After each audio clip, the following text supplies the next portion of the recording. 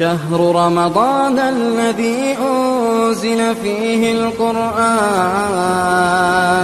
هدى للناس وبينات من الهدى والفرقان. الحمد لله رب العالمين والصلاة والسلام على خاتم الأنبياء والمرسلين وعلى آله وأصحابه ومن تبعهم بإحسان إلى يوم الدين. أما بعد، اللہ تعالیٰ کا فضل و کرم ہے کہ تفسیر کے اس درس میں ہم شریک ہیں. اللہ سبحانہ و تعالیٰ سے میں دعا کرتا ہوں کہ اللہ ہم سب کو ویسے ہی جمع فرمائے جنت میں جیسے یہاں جمع فرمایا ہے. اور سب سے میری گزارش ہے کہ یہ قرآن کی مجلس ہے، ہم قرآن ہی سے باتیں کریں، آپس میں باتیں نہ کریں، قرآن ہی کی باتیں سنیں، قرآن ہی سے باتیں کریں.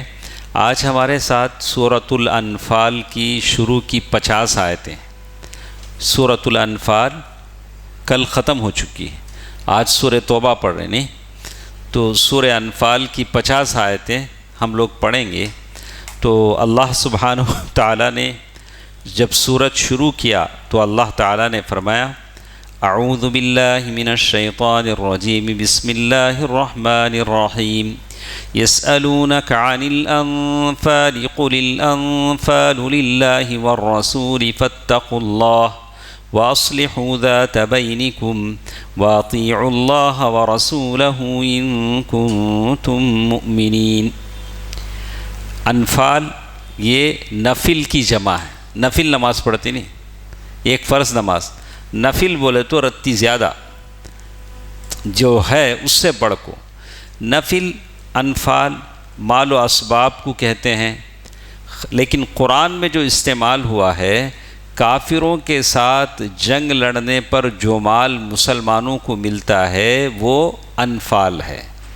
کافروں کے ساتھ جسے ہم مال غنیمت بھی کہتے ہیں، مال غنیمت کہتے ہیں.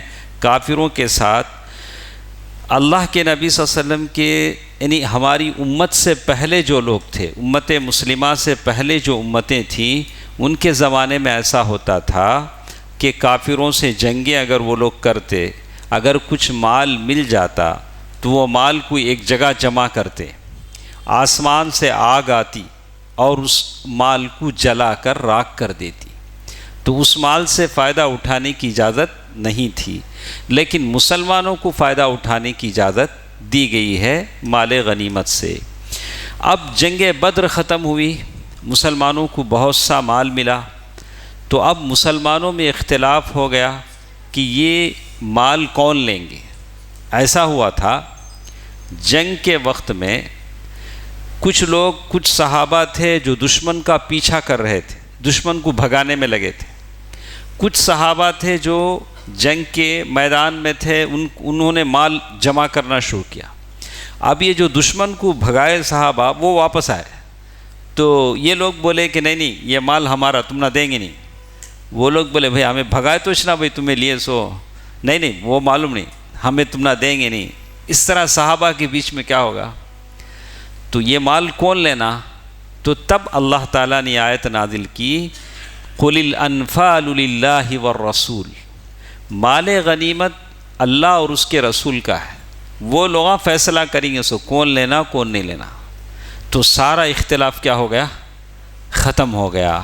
تو صحابہ جو مال چھوڑنے کو تیار نہیں تھے، اللہ کا حکم آ گیا کہ یہ مال غنیمت کے تعلق سے کون فیصلہ کریں گے، اللہ اور اس کا رسول کریں گے.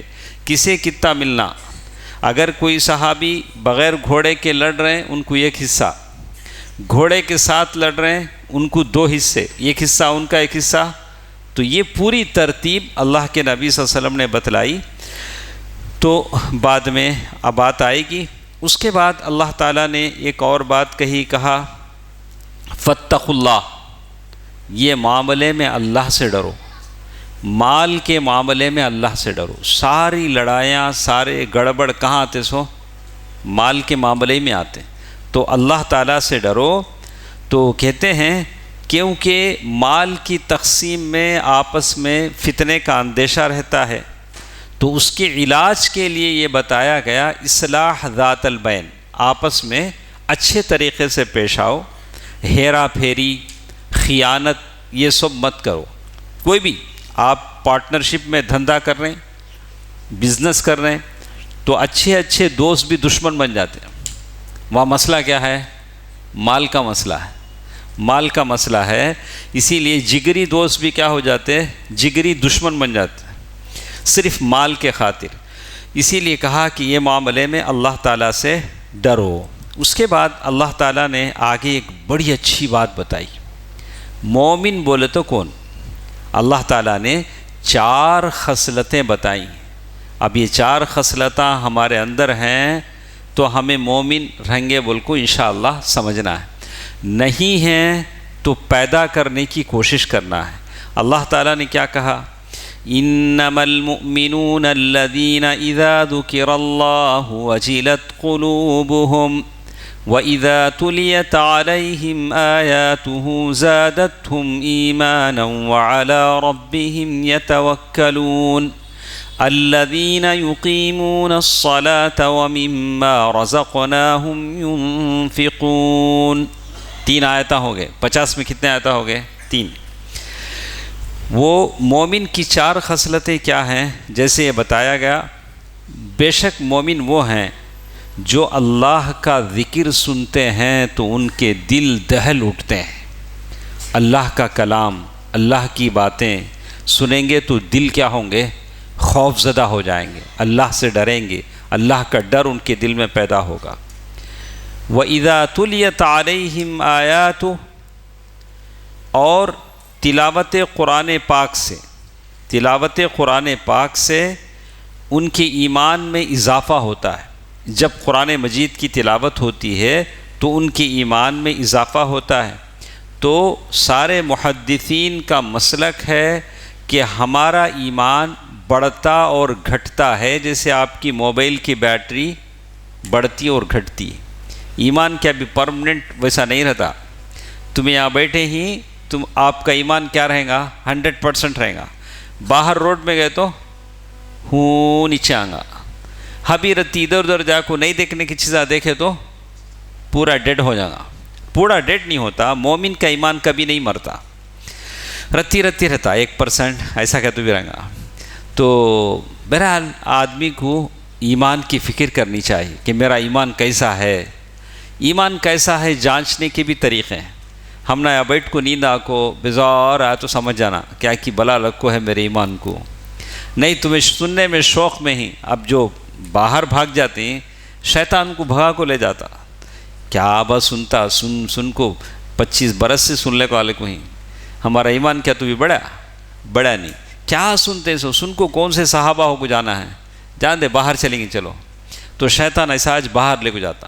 اوکے. تو ایک بات اور بتایا انہوں نے، جب وہ لوگ قرآن مجید کی آیتیں سنتے ہیں تو ان کا ایمان بڑھتا ہے. وَعَلَىٰ رَبِّهِمْ يَتَوَكَّلُونَ، وہ اپنے رب پر بھروسہ کرتے ہیں.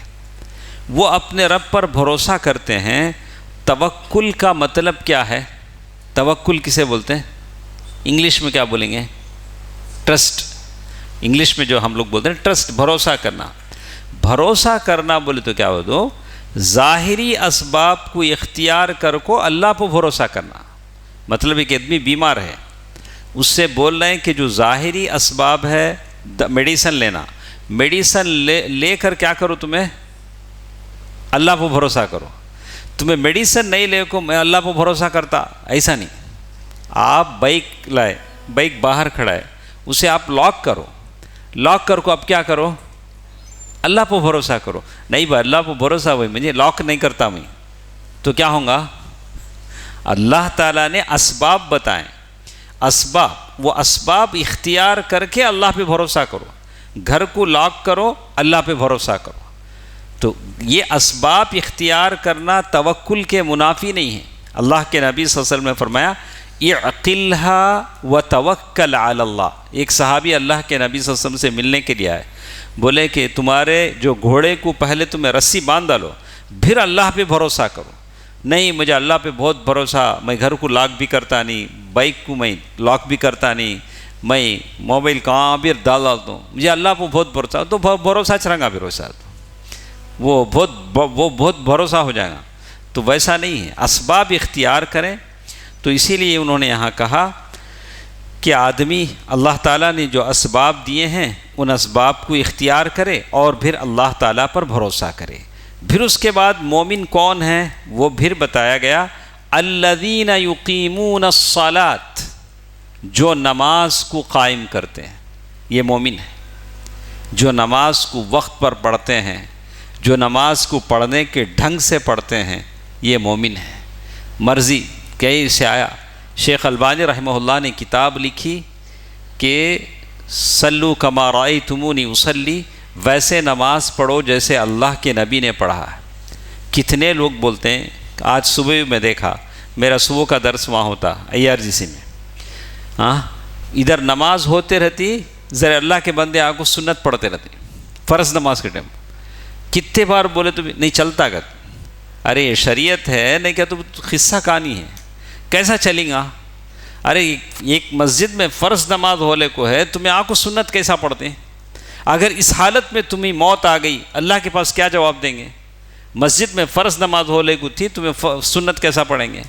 تو شریعت کا مذاق نہیں اڑانا چاہیے۔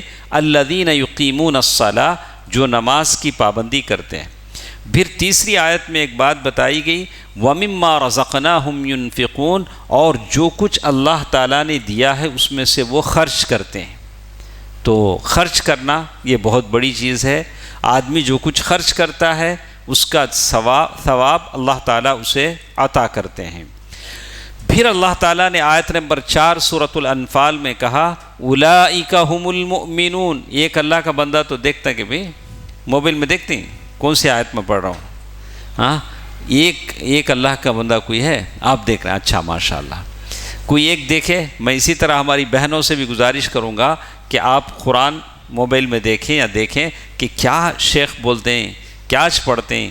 تو اولئک هم المؤمنون حقا، اللہ تعالیٰ نے آخر میں کہا کہ سچے ایمان والے یہ لوگ ہیں جن کے اندر یہ عادتیں اور خصلتیں ہیں، اور کہا لہم درجات، اللہ کے پاس ان کے بڑے بڑے درجے ہیں، اللہ کے پاس ان کے بڑے بڑے درجے ہیں، ومغفرہ، اور اللہ تعالیٰ ان کو بخش دے گا، مغفرت عطا کرے گا، ورزق کریم، اور اللہ تعالیٰ ان کو عزت کی روٹی دے گا۔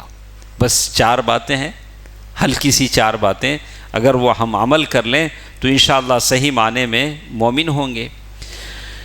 اس کے بعد اللہ تعالیٰ نے کچھ چیزیں جنگ بدر کے تعلق سے بیان کی ہیں، آیتیں ہیں، یہاں سے آپ دیکھ لیں آیت نمبر 5 سے، کما اخرجک ربک من بیتک بالحق وان فریقا من المؤمنین لکارہون یجادلونک فی الحق بعدما تبین کأنما یساقون الی الموت وهم ینظرون۔ سورہ جنگ بدر کے حالات کو اللہ تعالیٰ نے بیان کیا، وَإِذْ يَعِدُكُمُ اللَّهُ إِحْدَى الطَّائِفَتَيْنِ أَنَّهَا لَكُمْ۔ آپ کو معلوم ہے صحابہ کرام اللہ کے نبی صلی اللہ علیہ وسلم کے ساتھ مکے میں رہتے تھے۔ مکے میں جب رہنا مشکل ہو گیا، اللہ تعالیٰ نے ہجرت کی اجازت دے دی، تو اللہ کے نبی صلی اللہ علیہ وسلم اور صحابہ مکہ چھوڑ کر مدینہ آ گئے، اور جب مکے سے نکلے تو چھپ کر نکلے، اور کبھی خاموشی کے ساتھ نکلے، گھر بار چھوڑ دیا، تو یا کسی کو زبردستی مکے والوں نے نکالا، تو مکے میں مسلمانوں کی پراپرٹیز رہ گئی، تو مکے والوں نے اس پر قبضہ کر لیا اور اسے بیچ کر مال تجارت میں لگایا کہ مسلمانوں کے خلاف استعمال ہو۔ تو اس طرح سے مکے کے لوگ ظالم تھے، مسلمان کیا تھے؟ مظلوم تھے، مسلمانوں پر ظلم ہوا تھا، مسلمانوں کے مکانات، مسلمانوں کی جائیدادیں، مسلمانوں کا مال مکے کے لوگوں نے قبضہ کر لیا تھا۔ ایک زمانے کے بعد اللہ کے نبی صلی اللہ علیہ وسلم جب مدینہ آ گئے، مدینہ آنے کے بعد اللہ کے نبی صلی اللہ علیہ وسلم کو معلوم ہوا کہ ابو سفیان ایک قافلہ لے کر شام سے واپس آ رہے ہیں، اور ابھی مسلمان نہیں ہوئے تھے، اور وہ قافلہ اتنا مال اس میں ہے، 1000 اونٹ ہے، 50,000 درہم گولڈ کوائن، کتنے ہوں گے؟ اتنا پیسہ ہے، اور اس کی حفاظت کے لیے ایک 40-50 گھوڑ سوار ہیں۔ اللہ کے نبی صلی اللہ علیہ وسلم نے صحابہ سے کہا اچھا ہوگا کہ ہم اس قافلے پر حملہ کریں تاکہ ان کی طاقت کو توڑ دیں۔ کسی بھی قوم کی طاقت اس کا پیسہ ہوتا ہے، پیسے سے ہی سارے کام ہوتے ہیں۔ تو اللہ کے نبی صلی اللہ علیہ وسلم نے کہا کہ یہ جو قافلہ آ رہا ہے شام سے، ہم اس سے تعارض کریں گے اور اس پر حملہ کریں گے، جو دولت اس میں ہے وہ دولت ہم لے لیں گے۔ بات صحیح تھی، اللہ کے نبی صلی اللہ علیہ وسلم مسلمانوں کی دولت انہوں نے لی تھی۔ اللہ کے نبی صلی اللہ علیہ وسلم نے کچھ جاسوس بھیجے۔ جاسوس کسے بولتے ہیں؟ اسپیس، کچھ جاسوس بھیجے۔ جاسوس ایسے ہوتے تھے تو وہ جاسوس وہ گئے کہ یہ لوگ کدھر سے آ رہے ہیں، راستہ معلوم کرنے کے لیے قافلہ کدھر سے آ رہا ہے۔ تو یہ ابو سفیان پہلے سے ڈر کر وہ بھی پلان میں آ رہا تھا، ایسا ہو سکتا ہے ابو سفیان بھی اس میں تھے کہ شاید مسلمان ہمارا پیچھا کرے۔ تو جو 2 جاسوس آئے انہوں نے گھوڑے کو ایک جگہ بٹھایا اور گھوڑے کو چارہ کھلایا۔ گھوڑا جب بیٹھتا ہے تو غلاظت بھی کرتا ہے، گوبر جیسے گائے کا گوبر ہے۔ تو ابو سفیان نے جو جاسوس بھیجے انہوں نے اس گھوڑے کے جو گوبر ہے گوبر کو اٹھا کے دیکھا، بولا کہ اس میں جو کھجور کے بیج وہ زمانے میں کھلائے جاتے تھے، تو انہوں نے پہچانا کہ یہ مدینے کے کھجور کا گوبر ہے۔ تو اسے ڈاؤٹ آ گیا کہ ضرور یہ گھوڑے ان جاسوسوں کے ہیں، تو اسے بھنک لگ گئی کہ یہ ہمارا پیچھا ہو رہا ہے۔ تو ابو سفیان نے راستہ بدل دیا، جس راستے سے وہ آ رہے تھے انہوں نے کیا کیا، قافلے کو لے کر راستہ بدل دیا۔ آج کے زمانے کی ٹیکنالوجی کیسی، وہ زمانے کے لوگ کیسے تھے، کیسے وہ لوگ اندازے لگاتے تھے، وہ راستہ بدل دیا اور بدل کر پھر مکے کو اس نے خبر بھیجی کہ مسلمان ہمارا پیچھا کر رہے ہیں، تمہارا قافلہ خطرے میں ہے، تم نکلو اور اپنے قافلے کو بچا لو۔ جیسے ہی مکے میں یہ بات پہنچی ابو جہل صاحب جوش میں آ گئے، بولے کیا ہمارے اتنے پیسے مسلمان قبضہ کر لیں گے، چلو ہم نکل کر اپنے قافلے کو بچاتے ہیں۔ حالانکہ قافلہ نکل گیا تھا، لیکن 1000 آدمیوں کو لے کر ابو جہل مکے سے نکلا اور بدر کے میدان میں اس نے پڑاؤ کیا۔ تو اللہ تعالیٰ نے اسی کا ذکر ان آیتوں میں کیا ہے۔ آیت نمبر 7 پھر آگے اللہ تعالیٰ نے کہا اِذْ تَسْتَغِيثُونَ رَبَّكُمْ فَاسْتَجَابَ لَكُمْ أَنِّي مُمِدُّكُمْ بِأَلْفٍ مِّنَ الْمَلَائِكَةِ مُرْدِفِينَ۔ اللہ کے نبی صلی اللہ علیہ وسلم جو مدینے سے نکلے تھے، کس نیت سے نکلے تھے؟ کیا نیت اللہ کے رسول کی تھی؟ ابو سفیان کے قافلے کو حملہ کرنا، ابو سفیان کے قافلے کو روک کے سارا مال لینا۔ لیکن ابو سفیان تو نکل گئے، لیکن مکے سے جو 1000 مشرک آئے ان سے ہمارا سابقہ پڑ گیا، اور راستے میں ابو سفیان نے کہا کہ بھئی میں تو بچ کر آ گیا ہوں، تم لوگ واپس آ جاؤ۔ تو ابو جہل نے کہا کہ نہیں، ہم لوگ نکلے ہیں، ہم لوگ مدینے کے مسلمانوں کا صفایا کر کے واپس آئیں گے۔ تو 1000 کی تعداد میں اونٹیں ذبح ہوتی تھیں، گانے والے گا گا کر جوش دلاتے تھے۔ بدر کے میدان میں وہاں پڑاؤ کیا۔ ایسا ہوا تھا کہ جہاں کافر اور مشرک نے پڑاؤ کیا تھا وہ زمین پتریلی تھی، اور مسلمان جہاں پڑاؤ کیے وہ زمین ریت کی زمین تھی، پیر پھسل جاتے تھے۔ اب مسلمانوں کو کئی چیلنجز سامنے تھے۔ ایک، پانی مسلمانوں کے پاس نہیں تھا، سارے کنویں ان لوگوں نے قبضے کر لیے تھے، کافروں نے، مشرکوں نے، اور زمین بھی ان کے لائق نہیں تھی، اور تعداد میں بھی 319 مسلمان تھے، 1000 کافر تھے، اور بڑی تعداد میں ایک لوگ دکھ رہے تھے۔ تو صحابہ ویسے بھی پریشان ہو گئے۔ تو اللہ تعالیٰ نے اس کا ذکر کیا کہ بعض نے کہا کہ 313 تھے، بعض نے کہا کہ 315، 314، 316، الگ الگ باتیں کہیں۔ تو اللہ تعالیٰ نے اس کا ذکر کیا کہ اللہ نے آسمان سے بارش نازل فرمایا، جیسے ہی بارش ہوئی صحابہ نے پانی جمع کر لیا بڑے بڑے اس حوضوں میں، پانی سے خوب نہائے، وضو کا پانی، پینے کا پانی. اور پانی جب آسمان سے بارش آئی تو ریت کی زمین بالکل گھٹ پڑ گئی، اور یہی پانی جب بہہ کر ان کے علاقے میں گیا تو کیچڑ ہو گیا. وہاں پانی جانے کا راستہ نہیں تھا، پتریلی زمین تھی اور ان کے لیے کیچڑ ہو گیا. مسلمانوں کے لیے ریت کی زمین گھٹ ہو گئی، اور مسلمانوں پر اللہ تعالیٰ نے ایک طرح کی غنودگی طاری کی جس سے مسلمانوں کے دل کو سکون آ گیا. اللہ تعالیٰ نے اسی کا ذکر ان آیتوں میں کیا، اذ تستغیثون ربکم. ٹھیک ہے، اللہ کے نبی صلی اللہ علیہ وسلم کی حالت کیسی ہے؟ اللہ کے نبی صلی اللہ علیہ وسلم اللہ کے بارگاہ میں دعا کر رہے ہیں، ساری رات دعا کرتے رہے. رحمت للعالمین، ساری رات اللہ تعالیٰ کے بارگاہ میں دعا کر رہے ہیں. اللہ تعالیٰ سے کہہ رہے ہیں، کبھی کسی رات ساری رات ہم دعا کرے ہیں؟ میں تو نہیں کیا ہوں، ساری رات تو نہیں کیا. تو آپ لوگوں میں کوئی ایسے خوش نصیب ہیں جو ساری رات دعا کی ہوں؟ یا میری مائیں اور بہنیں ساری رات کبھی دعا کریں؟ لیکن نبی نے دعا کیا ہے، نبی نے دعا کی ہے. کیا دعا کر رہے ہیں؟ اللہم، یا اللہ آتنی ما وعدتنی، یا اللہ جو وعدہ تو نے کیا ہے کہ ہمیں جیت عطا کرے گا، ہمیں جیت عطا کر دے. اے اللہ اگر یہ 316 لوگ اگر ہار جائیں تو تیری عبادت کرنے والے لوگ زمین پر نہیں رہیں گے، تیرا نام لینے والا زمین پر نہیں رہے گا. اتنا گڑ گڑا رہے ہیں. حضرت عمر رضی اللہ تعالیٰ عنہ کہتے ہیں کہ اللہ کے نبی کی چادر پیچھے سے نیچے گر گئی. حضرت ابو بکر آئے، پھر چادر اٹھا کے رکھا. یہ چھوٹا سا ٹینٹ عریش جسے کہتے ہیں، اللہ کے نبی صلی اللہ علیہ وسلم کے لیے بنایا گیا تھا. اللہ کے نبی رو رو کر دعا کر رہے تھے.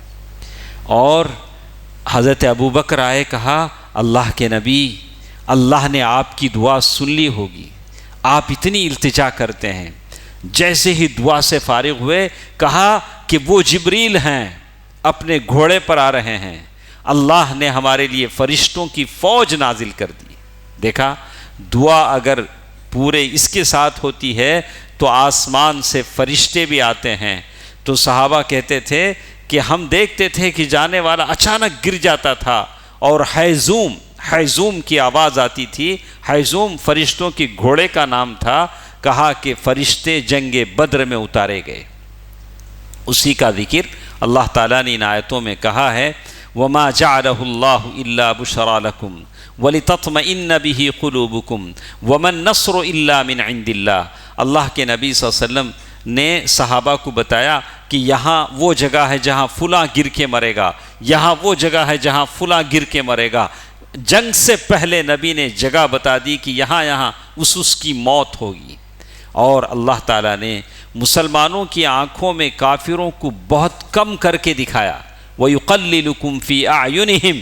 اللہ تعالیٰ نے اس آیتوں میں کہا کہ بس وعدہ اللہ تعالیٰ کی سے ہوتا ہے. اِذْ يُغَشِّيكُمُ النُّعَاسِ. اللہ تعالیٰ نے مسلمانوں پر نیند اونگ طاری کر دی تاکہ مسلمانوں کو تسلی ہو جائے. جنگ کا میدان آسان نہیں ہوتا. جہاں تلواریں چمکتی ہیں، تیر چلتے ہیں، ہاتھ کٹتے ہیں، گردن کٹتے ہیں، ویسے ماحول میں جانا ہر ایک کا کام نہیں. ہم جیسے بزدلوں کا کام نہیں. ہم لوگ پڑھ سکتے ہیں، سن سکتے ہیں، لیکن جنگ کا میدان جہاں خون کے فوارے اڑتے ہیں، جہاں آنکھوں کے سامنے خون کی ندیاں بہتی ہیں، اسی لیے اللہ کے نبی صلی اللہ علیہ وسلم فرمایا کہ جنگ کے میدان سے پیٹ پھیر کر بھاگنا گناہ کبیرہ ہے. نہیں، گناہ کبیرہ ہے، لیکن جنگ کے میدان میں ٹہرنا بھی تو بڑے ہمت کا کام ہے، دل گردے کا کام ہے. اللہ تعالیٰ نے کہا وَيُذْهِبَ عَنْكُمْ رِجْزَ الشَّيْطَانِ وَلِيَرْبِطَ یعنی پوری آیت اللہ تعالیٰ نے وہی جنگ کا تذکرہ اللہ تعالیٰ نے کیا ہے. اور پھر اللہ تعالیٰ نے یہ بھی کہا کہ یا ایھا الذین آمنوا اذا لقیتم الذین کفروا زحفا فلا تولوہم الادبار. اے ایمان والو، جب کافروں سے دو بدو تمہارا مقابلہ ہو جائے تو تم پیٹ پھیر کر مت بھاگو. ومن یولیہم یومئذ دبرہ. کون پیٹ پھیر کر بھاگ سکتا ہے؟ جگہ بدلنے کے لیے پیچھے آ سکتا ہے، یعنی یہ چال چلنے کے لیے پیچھے آ سکتا ہے، لیکن جنگ کے میدان سے کوئی پیچھے نہیں جا سکتا۔ اس کے بعد اللہ تعالیٰ نے ایک بات کہی، اللہ کے نبی صلی اللہ علیہ وسلم نے مٹھی مٹی اٹھائی، اٹھا کر شاہت الوجوہ کہہ کر ایسے پھینکا۔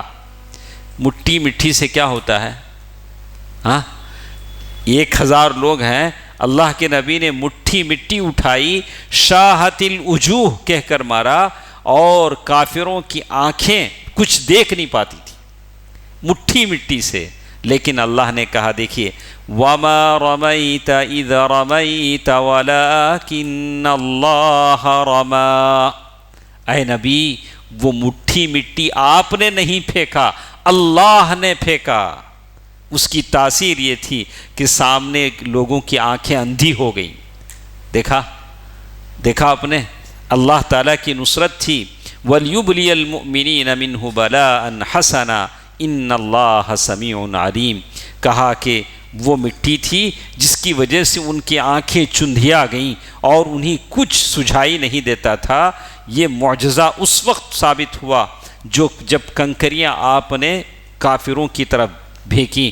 ظاہر تو ایسا لگتا تھا کہ یہ مٹھی کنکریاں کیا کر سکتی ہیں، لیکن یہ مٹھی کنکریاں پھینکنے والے محمد صلی اللہ علیہ وسلم تھے۔ اللہ نے اپنی طرف منسوب کیا کہ ہم نے اسے پھینکا ہے۔ اس کے بعد کی آیتوں میں اللہ تبارک و تعالیٰ نے آگے چل کر کہا کہ یا ایھا الذین آمنوا اطیعوا اللہ ورسولہ ولا تولوا عنہ وانتم تسمعون۔ اے ایمان والو، اللہ اور اس کے رسول کا کہنا مانو، اس سے روگردانی نہ کرو، سنتے جانتے ہوئے۔ دیکھیے کتنی بڑی بات ہے، اللہ اور اس کے رسول کی بات جب بھی آ جاتی ہے تو اسے مانو، اس پر یقین کرو۔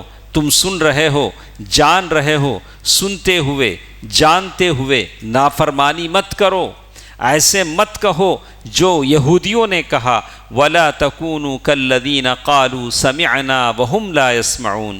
وہ لوگ کہتے تھے کہ ہم سن لیے، وہ سنتے نہیں تھے، وہ تو صرف بیٹھے تھے لیکن سنتے نہیں تھے۔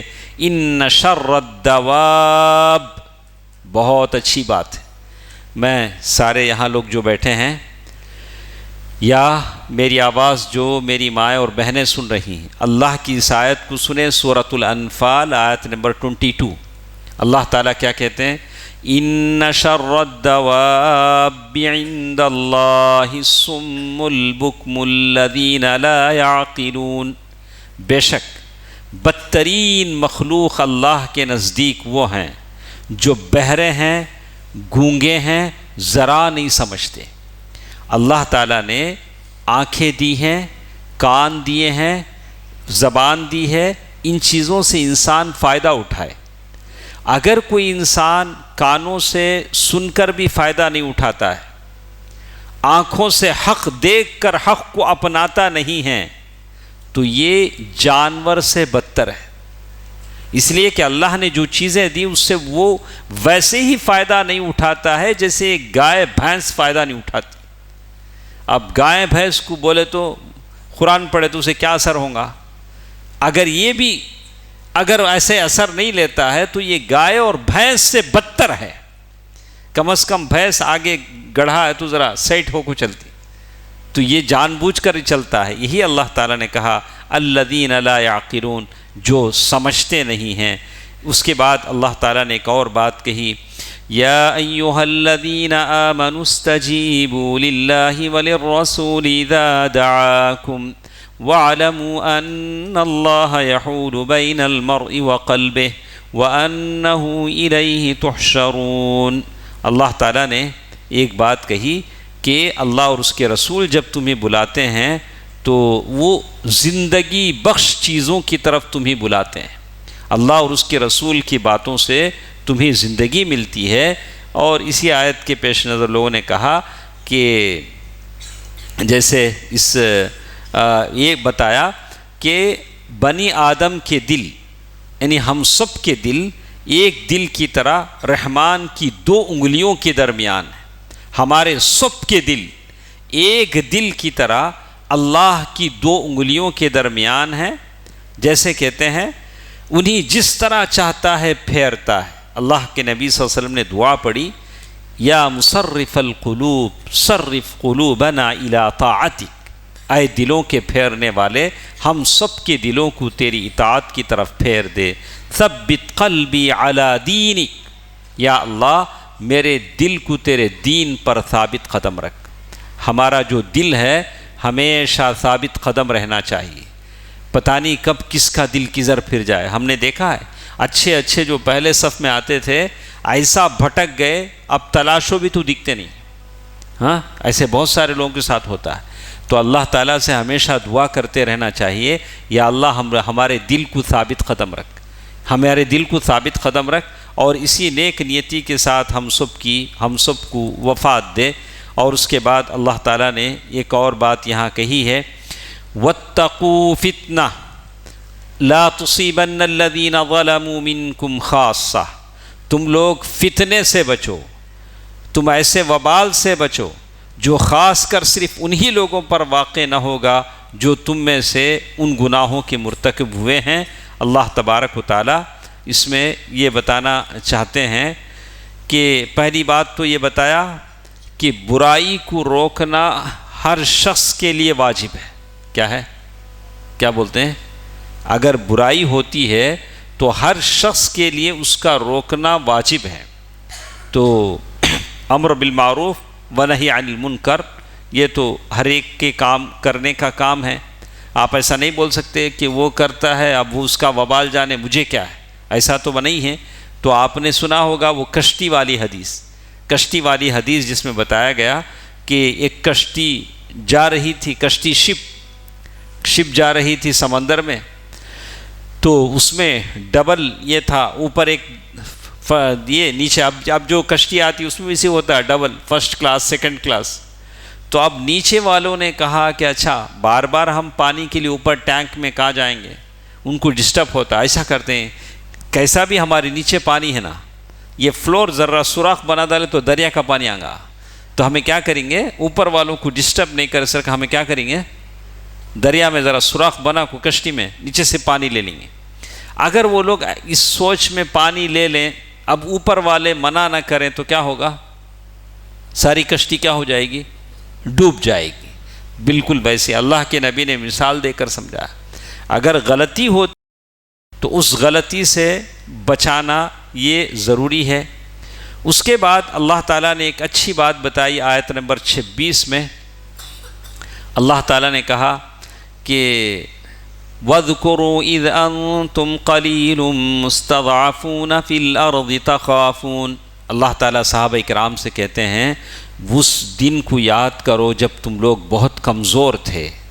تو آپ کو معلوم ہے کہ ابو ذر غفاری رضی اللہ عنہ اللہ کے نبی صلی اللہ علیہ وسلم کے ایک صحابی ہیں، قبیلہ غفار سے ان کا تعلق تھا، وہ مکے سے دور ان کا گاؤں تھا۔ ان کو معلوم ہوا کہ مکے میں ایک رسول آئے ہیں، تو انہوں نے اپنے بھائی انیس کو بھیجا، بولا کہ انیس جاؤ مکے میں جاؤ، انکوائری کرو کہ وہ محمد کون ہیں۔ تو وہ آئے، پوچھا تو لوگ بولے کہ ایک آدمی ہے جو ایک اللہ کی طرف بلاتے ہیں اور اپنے نبی ہونے کی بات کہتے ہیں، جا کر بولے، لیکن ان کو تسلی نہیں ہوئی۔ اچھا میں خود جاتا ہوں۔ ابو ذر غفاری رضی اللہ عنہ خود مکے آئے، اب کسی سے کچھ پوچھتے نہیں، کعبۃ اللہ میں بیٹھے، ایک دن بیٹھے، شام ہو گئی، حضرت علی رضی اللہ تعالیٰ عنہ وہاں سے جا رہے ہیں، بولا کہ ابو ذر غفاری بیٹھے ہیں، تو ان سے جا کر کہا کہ آپ لگتا ہے کہیں سے آئے ہیں، کوئی آپ کا مہمان نہیں ملا ہے، چلیے ہمارے گھر چلتے ہیں۔ یہ بھی نہیں پوچھا کہ کیوں آئے ہیں، گھر گئے، کھلایا پلایا سلایا، صبح لا کے پھر کعبۃ اللہ میں چھوڑ دیا۔ دوسرے دن شام تک بھی پھر بھی ویسے بیٹھے ہیں، تو دوسرا دن بھی ایسے گزر گیا۔ تیسرے دن حضرت علی نے پوچھا رضی اللہ عنہ، آپ کس کام سے مکہ آئے؟ تو ابو ذر غفاری رضی اللہ عنہ نے کہا کہ میں ایک آدمی کے تعلق سے پوچھنا چاہتا ہوں جو نبوت کا دعویٰ کرتے ہیں، محمد ان کا نام ہے۔ تو حضرت علی نے کہا کہ تم نے کریکٹ آدمی سے ملے ہیں، تو ایسا کرو میں وہیں جا رہا ہوں، میرے ساتھ آؤ، لیکن کسی کو بھنک نہیں لگنی چاہیے، اگر کسی کو ڈاؤٹ آئے تو میں ٹھہر جاؤں گا، تم آگے چلے جانا، اب کسی کو معلوم نہیں ہو کہ ہم دونوں ساتھ جا رہے ہیں۔ تو اللہ کے نبی صلی اللہ علیہ وسلم کے پاس گئے. اللہ کے نبی صلی اللہ علیہ وسلم وہ دن تھے جب چھپے چھپے دار ارقم میں تھے. اللہ کے نبی صلی اللہ علیہ وسلم نے اسلام کے بارے میں ان کو سمجھا کر کہا کہ ابو ذر ایسا کرو، اب تم یہاں سے خاموشی سے اپنے قبیلے چلے جاؤ، قبیلے غفار چلے جاؤ. جب اللہ ہم کو غلبہ دے گا، ہمیں طاقت مل جائے گی تو تم آنا، تمہارے قبیلے کو لانا، سارے مسلمان ہو جائیں گے. لیکن اسلام ایسی چیز ہے جو چھپتی نہیں ہے. ایک مرتبہ آدمی اسلام جان لیتا ہے تو اس کی کوشش ہوتی ہے کہ ساروں کو اسلام سے آشنا کریں. تو ابو ذر غفاری رضی اللہ عنہ سیدھے گھر جانے کے بجائے سیدھے کہاں گئے؟ کعبۃ اللہ گئے. سیدھے کعبۃ اللہ گئے اور زور سے انہوں نے کہا اشہد ان محمد، اشہد اللہ الہ الا اللہ و اشہد ان محمد رسول اللہ. اب جیسے ہی یہ کہا، اب وہ مکے کے لوگ تھے، انہوں نے مارنا پیٹنا شروع کیا، آدھا موت کے منہ میں بھیج دیا.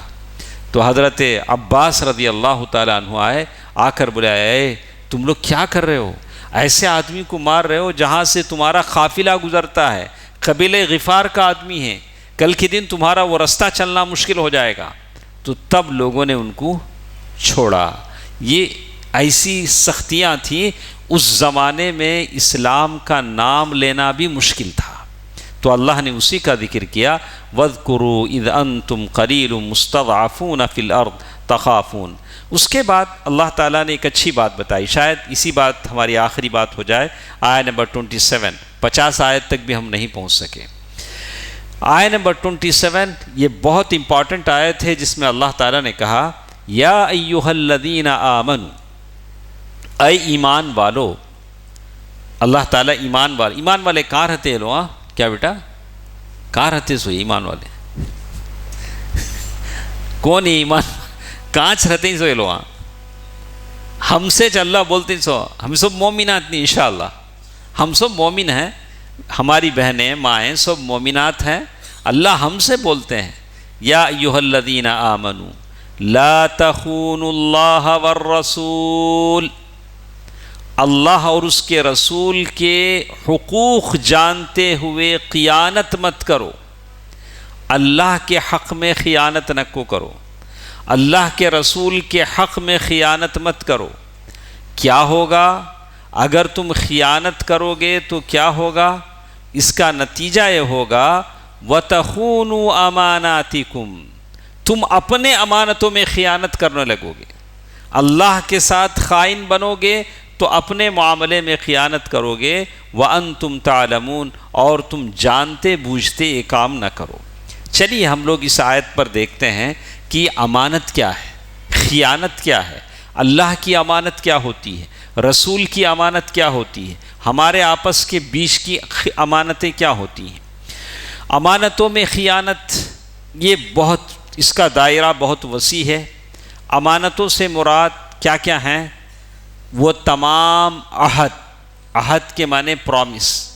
ایک تو اللہ سے ہم نے پرومس کیا ہوا ہے، اللہ الست بربکم قالوا بلا، ہم نے اللہ سے کہا اللہ تو ہمارا رب ہے، ہم تیری خیانت نہیں کریں گے. اللہ سے ایک عہد ہم نے کیا ہے. اس کے بعد ہم لوگ آپس میں بہت سارے معاہدے ہمارے ہوتے ہیں. نہیں نکھے میں بیٹھے بعد ہمیں کیا بولتے ہیں؟ خالی صاحب پوچھے تو کیا باپ فلاں کی بیٹی کو تجھے اتنے مہر پو دیتے ہیں کہ تو قاضی بات ختم بھی کرتا نہیں، قبول کیا بولتا. ذرا لوگ پہلے قبول کیا بولاتے، قاضی پوچھنے سے پہلے کیا بولتے؟ قبول کیا بولتا، یعنی پہلے سے ریڈی بیٹھا انہیں. لیکن وہاں قبول کیا کا مطلب ہے کہ اللہ کی اس بندی کے حقوق کو ادا کرنے کی ذمہ داری میں لے رہا ہوں. سمجھ میں آیا؟ چپ کے قبول کیا نہیں. قبول کیا کا مطلب اس کی عزت کی حفاظت، اس کی عصمت کی حفاظت، اس کے لیے گھر بار دار لباس کھانا پینا، اس کی راحت، ساری ذمہ داری کو میں نے قبول کیا، یہ ہوتا اس کا مطلب. تو کہتے ہیں معاہدے، اگریمنٹ جو بھی اپنے آس پاس کے ہوتے ہیں، ذمہ داریاں جو کسی انسان پر عائد ہیں. تو اللہ تعالیٰ نے پہلی بات کہی، اللہ تعالیٰ کی امانت کیا ہوتی ہے؟ اللہ تعالیٰ کا وہ عہد جو ہم نے اللہ تعالیٰ سے لیا ہے.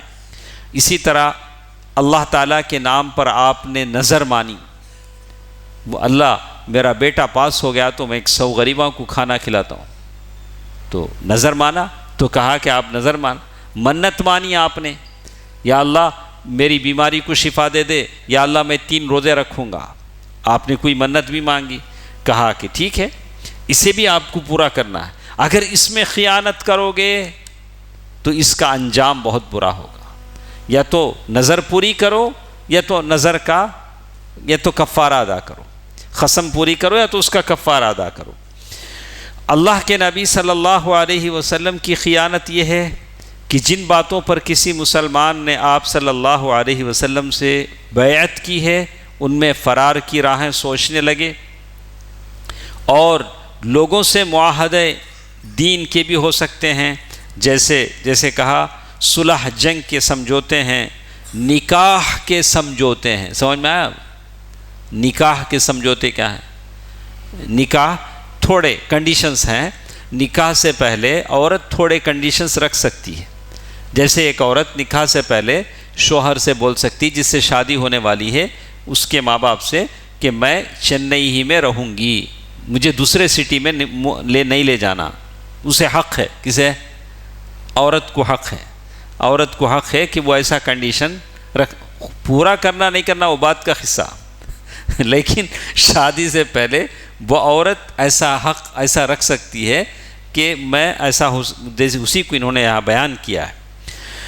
تو برحقیف یہ امانتوں سے مراد جس میں انسان کی ساری زندگی آ جاتی ہے، تو اسی کی بات کو یہاں کہا گیا ہے کہ اگر اس طرح کی جنگوں کے موقع پر جو راز ہیں اس کو راز رکھنا، جو امانتیں ہیں اسے ضائع نہیں کرنا.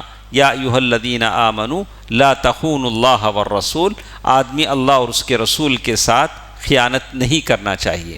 برکیف یہ آیت ہمارے ساتھ اور ایک آیت ہے بہت بہت امپورٹنٹ ہے، اور ہمارے پاس ٹائم البتہ نہیں تو انشاءاللہ کل آپ یاد رکھیں، مجھے یاد دلائیں.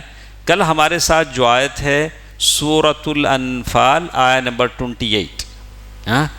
تو کتنا ہم نے سمجھا اللہ یہ پوچھے گا. ختم کرے کیا نہیں کرے یہ نہیں پوچھے گا. کہ ابھی ختم قرآن کی مجلس نہیں ہے، قرآن سمجھنے کی مجلس ہے. تو ہمارے ساتھ یہ آیت ہے سورۃ الانفال آیہ نمبر 28. اس آیت کا ترجمہ میں آپ کو بتاتا ہوں. اس میں اللہ تعالیٰ یہ کہتے ہیں وَعَلَمُوا، تم سب لوگ اچھی طرح جان لو، انما اموالکم، تمہارے مال، تمہارا ویلتھ جو تمہارا مال ہے، وَأَوْلَادُكُمْ، تمہاری یہ اولاد، فتنہ کیا ہے؟ کیسا با مال کیسا با فتنہ ہو جائے گا.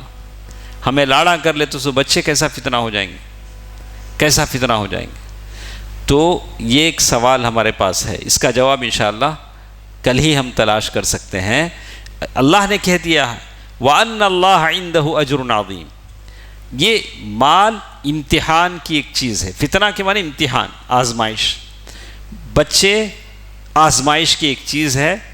اور پھر اللہ تعالیٰ نے آخر میں کہا جان رکھو کہ اللہ تعالیٰ کے پاس بڑا بھاری اجر ہے.